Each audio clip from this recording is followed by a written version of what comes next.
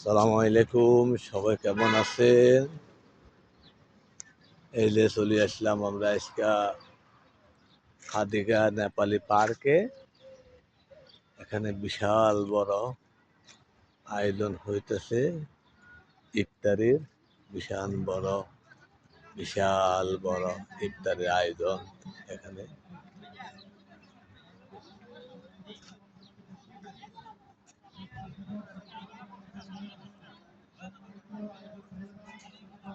দেখেন,